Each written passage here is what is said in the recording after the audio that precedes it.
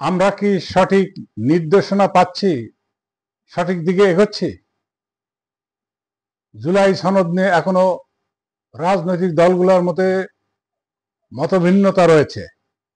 আলোচনা হচ্ছে, বৈঠক হচ্ছে, দিনের পর দিন আলোচনা হচ্ছে, কোনো বিষয়ে ঐক্যমত হয়, আবার তার একটা অন্য বিষয় নিয়ে নোট অফ ডিসেন্ট দিয়ে রাখে। ভবিষ্যতে নিজেদের মতো করে সংবিধান সংশোধন করার সুযোগ যাতে থাকে, অজুহাত দেখানো যেতে পারে যে এই বিষয় তো নোট অফ ডিসেন্ট দেওয়া ছিল। সবকিছু মিলায় এখনো পর্যন্ত রাজনৈতিক দলগুলা মতৈক্য হতে পারে নাই জুলাই সনদ নিয়ে। ফেব্রুয়ারির প্রথমার্ধে নির্বাচন, তার কোনো বিকল্প নেই, নির্বাচন হতেই হবে।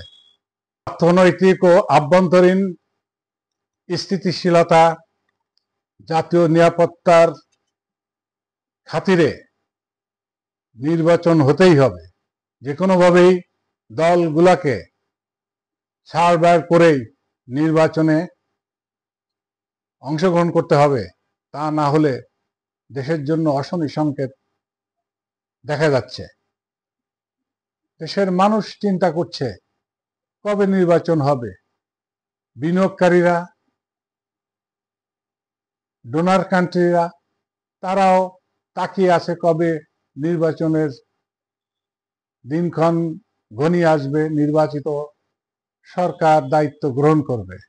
এখনো পর্যন্ত আলোচনা চলছে। ইতিমধ্যেই 4টি দল তারা সরকারের কাছে কিছু দাবি দাওয়া নিয়ে বিক্ষোভ কর্মসূচি ঘোষণা করেছে, তার সঙ্গে আরো 3টা যোগদান করেছে। বড় দল বিএনপি বলছে যখন আলোচনা চলছে সেখানে এ ধরনের বিক্ষোভ কর্মসূচি দেওয়াটা স্ববিরোধ কাজ, বই আর কিছু নয়। 24-এর আন্দোলন, ছাত্র জনতা বুকের রক্ত দিয়ে একটা সুযোগ এনে দিয়েছে গণতন্ত্র উত্তরণের, দেশের মানুষকে সত্যিকারের দেশের মালিক বানানোর জন্য। আর কোনো স্বৈরাচারী যেন তৈরি হতে না পারে। দলীয় সমর্থন নিয়ে, কিছু লোকের অন্ধ সমর্থন নিয়ে কেউ যেন একক করায়ত্ত করতে না পারে ক্ষমতা।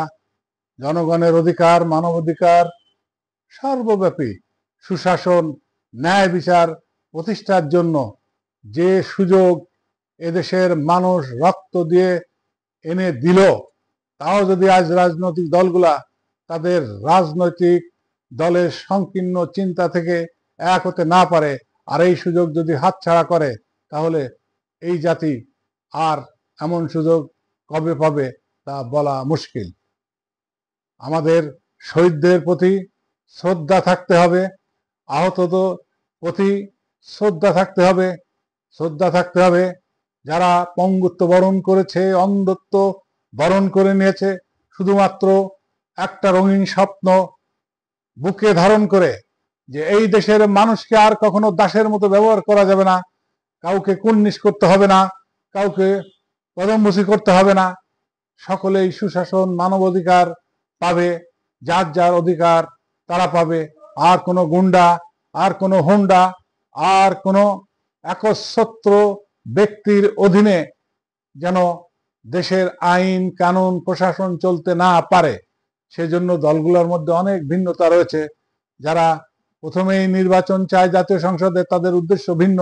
তারা চায় সংসদ সদস্য ওই এলাকায়, উপজেলা, ইউনিয়ন সব কিছু তার কথা মতো চলে, সে অঘোষিত সম্রাট, তার কথার বাইরে কেউ যেতে পারে না, পূর্বে আমরা দেখেছি।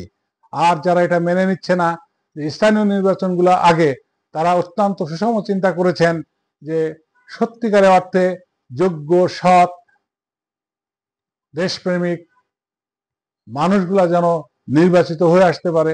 পরবর্তীতে সাধারণ নির্বাচনে সংসদ সদস্যরা যেন সেখানে প্রভাব বিস্তার করতে না পারে।